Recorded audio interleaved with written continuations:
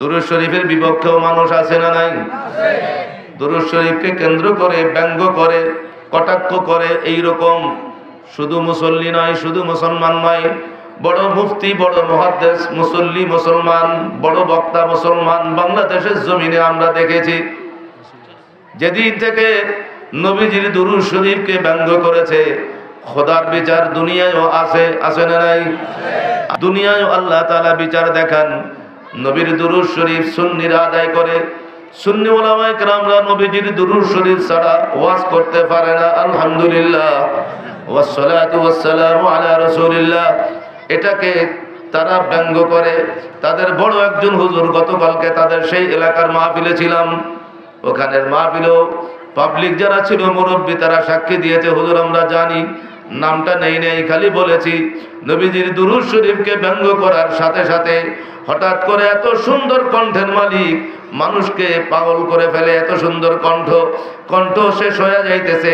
যেভাবে ব্যঙ্গ করেছিল নবীর দুরূদ শরীফ পড়ার সময়, এইভাবে তার গালটা হঠাৎ বাঁকা হইয়া গেছে। দুনিয়ার ডাক্তার মোট্টার বাকি রাখে নাই, এই বাঁকা আর কেউ সিধা করতে পারে না।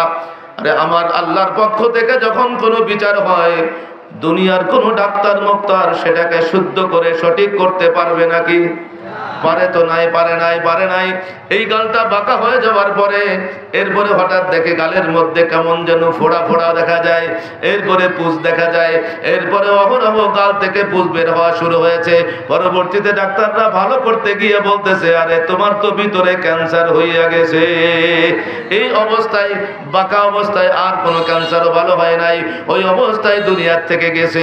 নবীর দুরূদ শরীফের বিপক্ষে থাকলে তারও বিচার আল্লাহর দরবারে পরকালে তো আছে, দুনিয়ার জমিনেও আছে নাকি নাই?